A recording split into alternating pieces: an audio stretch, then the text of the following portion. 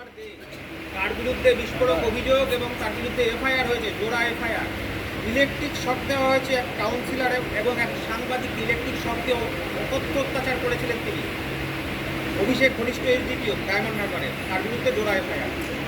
দেখুন, আজকে কাউন্সিলর বলুন, বিধায়ক বলুন, সাংসদ বলুন, আর পুলিশের বড় বড় কর্তাকর্তারা বলুন, আপনারা ভেবেছিলেন তৃণমূলের চাটুকারিতা করে, মমতা ব্যানার্জির তোষামত করে আপনারা অত্যাচার থেকে বেঁচে যাবেন, শাস্তি থেকে বেঁচে যাবেন। কারুর সময় একভাবে যায় না, যেটা মাননীয় মুখ্যমন্ত্রী সবসময় বলেন। তাই এটাই বলার যে আপনি যেই হন সেখানে কিন্তু শাস্তি আপনার হবে, সে আপনি পুলিশের অফিসার হন, কর্পোরেশনের কেউ হন, বিধায়ক হন, সাংসদের কেউ হন। আদেশ ব্যানার্জিও হাত রয়েছে, তড়িঘড়ি দেহ উড়িয়ে দেওয়াতে তারও ভূমিকা ছিল। আরেকটা জিনিস যেটা বললেন যে মমতা ব্যানার্জি 15 বছর বাংলার মানুষকে বিপদের মুখে ঠেলে দিয়েছে। 15 বছর বিশাল কনভয়, কালীঘাটের সামনে বিশাল পুলিশের ব্যারিকেড, শান্তিনিকেতন অভিষেক ব্যানার্জির বাড়ির সামনে বিশাল পুলিশের ব্যারিকেড, কম অত্যাচার করেননি। আজকে দেখাচ্ছেন যে বিরাট আপনি চান না, সুরক্ষা চান না, আপনার রাজ্য সরকার থেকে আপনার ভয়, সেসব তো বাংলার মানুষ বিচার করবে। কিন্তু 15 বছর নিজেকে সুরক্ষিত করে বাংলার মানুষকে মানে পাহাড়ের একদম এজে ঠেলে দিয়েছিল, শুধু ঠেলে দেওয়াটা বাকি ছিল। সুতরাং আপনার কাছ থেকে আমরা এই কোনো কথা শুনবো না। আর দ্বিতীয়ত হচ্ছে কি বললেন, দেখুন অভয়ের বিচার হয়নি, এটা বাংলার মানুষ আমরা বিশ্বাস করি। আমি অনারেবল আদালত, অনারেবল কোর্টের জাজমেন্টকে কিছু বলবো না, কিন্তু আমাদের দৃঢ় বিশ্বাস, বাংলার মা বোনেদের বিশ্বাস, অভয়া আত্মা এখনো কেঁদে বেড়াচ্ছে, বিচার পায়নি। একা সঞ্জয় রয় আমরা বিশ্বাস করি না, একা একটা রোগা পাতলা লোক, তার পক্ষে সম্ভব নয়। অভয়াকে গলা টিপে চোখ দিয়ে রক্ত বেরিয়েছিল, মুখ দিয়ে রক্ত বেরিয়েছিল। একটা 30-35 বছরের মেয়েকে একটা রোগা পাতলা ছেলে একা মেরে দেবে তো সম্ভব নয়। তাই আমরা চাই উত্তরবঙ্গের যে ডক্টর কমিউনিটির কথা বারবার এসেছিল, তাদেরকে বসিয়ে অ্যারেস্ট করে ইন্টারোগেশন করা হোক। যারা যারা এর মধ্যে জড়িত, আগের মুখ্যমন্ত্রী মমতা ব্যানার্জিকে অ্যারেস্ট করে ইন্টারোগেট করা হোক, আগের সিপি বিনীত গোয়েলকে অ্যারেস্ট করে জেরা করা হোক।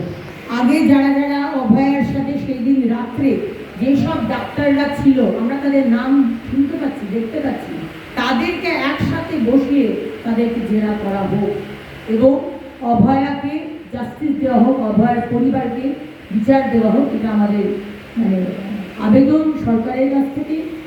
সিবিআই দেখুন, আমরা সব কিছুই সময় দিই। এমন একটি কেন্দ্র সরকার বলুন বা রাজ্য সরকার বলুন, সব কিছুই আমরা সময় দিই, কিন্তু সময় দিই বলে ভাববেন না যে আমরা ভুলে গেছি। অরূপ বিশ্বাস, বাংলার মানুষ আপনার এগেন্সে যে অ্যালিগেশন এনেছে, দুর্নীতি, বিভিন্ন রকমের দুর্নীতি, এবং গতকাল মেসি, আমাদের ফুটবলের ভগবান, সেই মেসির টিম থেকে তাকে একটি কমপ্লেন জানানো হয়েছে এই অরূপ বিশ্বাস সম্বন্ধে। সেটাও কিন্তু ফেলে দেবার নয়। সেই দিন আমরা ভুলে যাইনি যখন বাংলার হাজার হাজার ছেলে মেয়ে, যুব সমাজ, তারা সারা বছর টাকা জমিয়ে তারা এসেছিল এক ঝলক মেসিকে দেখতে, এক ঝলক মেসি ফুটবলটা পায়ে রাখবে, একটা কিক মারবে। কিন্তু এই অরূপ বিশ্বাস, এই তৃণমূলের নেতারা, এই সুজিত বোস, এই তৃণমূলের সব তার পরিবারের লোক এবং অরূপ বিশ্বাসের যে উদ্ধত্ত, মেসির কাঁধে হাত দিয়ে, পেটে হাত দিয়ে সেলফি তোলা, শুধু দুর্নীতি করলেই শাস্তি হবে, শুধু মহিলাদের ওপর অত্যাচার করলেই শাস্তি হবে, আর হাজার হাজার ছেলেদের স্বপ্ন ভঙ্গ করে দেবেন, তার শাস্তি হবে না, তার উপযুক্ত শাস্তি হবে। আপনি যতই পালিয়ে বেড়ান অরূপ বিশ্বাস, এর জবাব আপনাকে বাংলার যুব সমাজকে দিতে হবে। তার বাড়িতে, তিনি তা নিতে নাকচ করেন এবং নিরাপত্তারক্ষীদের পাঠিয়ে দেন। কার্যত অরক্ষিত বলা যায় প্রাক্তন মুখ্যমন্ত্রীর বাড়ি। দেখুন, সেটা তার ব্যাপার। তিনি রাজ্য সরকারের নিরাপত্তা নেবেন না কেন্দ্র সরকারের নিরাপত্তা নেবেন না নেবেন না, কিন্তু বাইরের লোকের থেকে তো তার পরিবারের লোকের কাছ থেকে সব থেকে ভয়। কারণ এর আগেও আমরা বহু ঘটনা দেখেছি এবং শুনেছি, সত্য মিথ্যা জানি না, যে পরিবার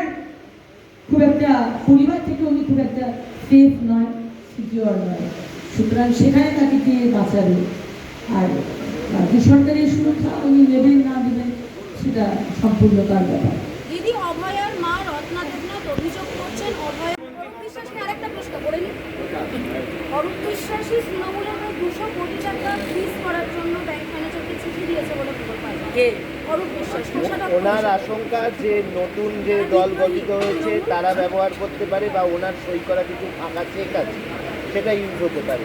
তার সেটা অরূপ বিশ্বাস যাকে চিঠি দেবার তার সম্পত্তি নিয়ে বলতেই পারে, কিন্তু আমরা সরকার থেকে বলবো এই অরূপ বিশ্বাস, এই অভিষেক ব্যানার্জি, এই সুজিত বোস, এই যে বিভিন্ন বড় বড় তাবড় নেতা নেত্রী, এদের প্রপার্টি 15 বছরে কোন হিসেবে গ্রাফ এখান থেকে ওখানে গেছে তার এনকোয়ারি বসানো হোক প্রত্যেকটি নেতা। লালবাজারের নতুন নিরাপত্তা একটা বিপুল প্রত্যাশা নতুন সরকারের উপর এই বাজেটের দিকে তাকিয়ে কিভাবে ভাবছেন আপনারা এই বাজেট? কালকে ডিপার্টমেন্টাল বাজেট পেশ করা হবে না, প্রত্যেক ডিপার্টমেন্টাল বাজেট পরে হবে।